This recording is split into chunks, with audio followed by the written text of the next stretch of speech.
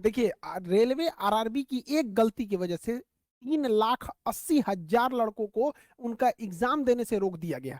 इतना नौटंकी हो गया है इन लोग का। अब एक एक चीज समझिए, 2019 में नोटिफिकेशन निकाला जाता है कि हम आप लोग के वैकेंसी के लिए लगभग 37,000 पोस्ट की वैकेंसी निकाली गई। वो एग्जाम कब लेगा पता ही नहीं चला, तो 2020 में प्रोटेस्ट किया गया। 2020 के इस प्रोटेस्ट के बाद 2021 में एग्जाम कंप्लीट हुआ, एग्जाम लिया तो फिर रिजल्ट नहीं दिया, फिर प्रोटेस्ट करना पड़ा, तो अभी जाके वो इसका रिजल्ट दिया है।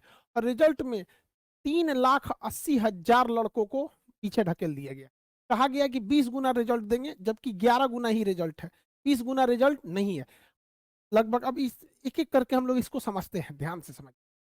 रेलवे का जो अपना कहना है, हम आरआरबी बिहार में दो दो आरआरबी है, आरआरबी मुजफ्फरपुर और आरआरबी पटना, दोनों के चीफ से हम बात किए। उनका जो कहना था, हम पहले आपको उनके बारे में बात रख देते हैं। उनका क्या कहना है देखिए। उनका कहना है कि हम लोगों ने 4 उपलब्धियां हासिल की। उनकी 4 उपलब्धियां सुन लीजिए। उन्होंने फेयर एग्जाम कंडक्ट कराया है बहुत अच्छा से, सिंगल एग्जाम करा दिए, अलग अलग टाइप के 7-7 कैटेगरी के एग्जाम का एक ही सिंगल एग्जाम करा दिया। एक कैंडिडेट को अब ये एक ही जॉब देंगे, 2 नहीं दे पाएंगे। पहले ऐसा हो जाता था, 2 ले लेता था, एक को ज्वाइनिंग करता था, एक खाली छोड़ देता। और इन्होंने पहले 10 गुना ही रिजल्ट होते थे। इनका कहना है कि हम लड़कों की भलाई के लिए 20 गुना रिजल्ट दिए, ये इनका कहना है।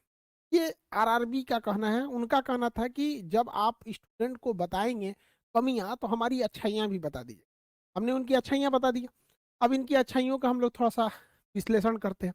चलिए भैया, आपने फेयर एग्जाम कराया, 2019 का वैकेंसी 2024 में फाइनल कराएंगे, इसको भी अगर फेयर कहा जाता है तो भी अच्छी बात है, ठीक है, इसमें हम कुछ क्वेश्चन नहीं करें। इनका कहना है कि हमने सिंगल एग्जाम कंडक्ट कराया। आप में से जो नहीं पढ़ा लिखा है वो भी समझ सकता है कितनी बड़ी गलती किया गया है। देखिए इसमें गड़बड़ी क्या हुआ है। टोटल 7 अलग अलग लेवल के एग्जाम थे, जिसमें कुछ एग्जाम ग्रेजुएशन के लेवल के थे और कुछ इंटरमीडिएट यानी 10+2 का था।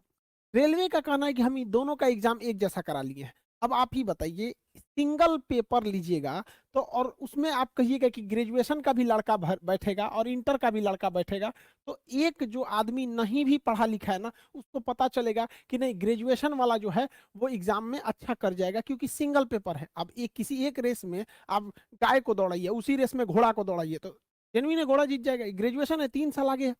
हमने उनसे यही पूछा कि सर क्वेश्चन का लेवल आप किस हिसाब से सेट किए थे, तो उनका कहना था क्वेश्चन लेवल मेरा ग्रेजुएशन लेवल का था।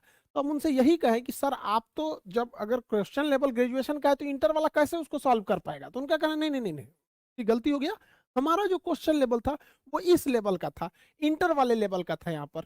अभी बताइए, दुनिया का पहला एग्जाम है कि क्वेश्चन लेवल है इंटरमीडिएट के लेवल का, उसमें इंटरमीडिएट का भी लड़का बैठा है और ग्रेजुएशन वाला भी बैठा है। अब बताइए किसको फायदा होगा। हर हाल में ग्रेजुएशन वालों को फायदा हुआ है। और इस ग्रेजुएशन वालों को एक साथ 2-2 सीटों पर क्वालिफाई कराया गया है, 2-2 4-4 सीटों पर क्वालिफाई कराया गया है। कहा गया है कि तुम ग्रेजुएशन के नाते तो तुम क्वालिफाई हो ही, और इस नाते भी तुम क्वालिफाई हो। तो पहला यहाँ पे देखिए, जो इन्होंने कहा है कि सिंगल एग्जाम लिए हैं, उस सिंगल एग्जाम में केवल और केवल फायदा ग्रेजुएशन वालों को पहुंचाया गया। 3,80,000 इंटरमीडिएट के लड़कों को एग्जाम देने से रोक दिया गया है CBT2 एग्जाम। इनका पहला, सेकंड वाला ये तो समझ गए। तीसरा समझिए क्या है, इन लोग का दिमाग लगाना है। सुनिए ध्यान से, गजब गजब तो ये लोग दिमाग लगाता है लोग। इनका कहना है कि पहले क्या होता था, इन अगर अगर अलग अलग एग्जाम लिया जाएगा तो क्या होगा। यहाँ हो गया एक ग्रेजुएशन। इनका कहना है कि जब कभी भी ग्रेजुएशन का फॉर्म अलग आता था, ग्रेजुएशन का जो एग्जाम थे रेलवे में उसका फॉर्म अलग आता था, जो इंटर लेवल का था उसका अलग आता था।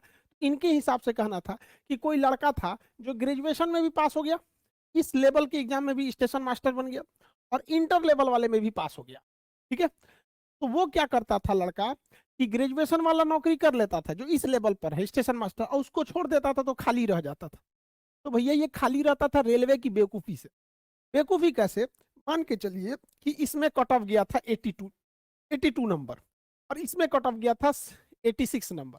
तो जो लड़का ग्रेजुएशन किया, ग्रेजुएशन का एग्जाम दिया, 86 नंबर हो गया, स्टेशन मास्टर बन गया सपोज, और उसने इंटर लेवल वाला भी दिया, उसका 82 नंबर आया, इसमें भी पास हो गया, तो उसको कोई एक नौकरी करनी पड़ेगी। तो वो उसने कर लिया ग्रेजुएशन लेवल वाली नौकरी को। तो ये खाली कैसे रह गया।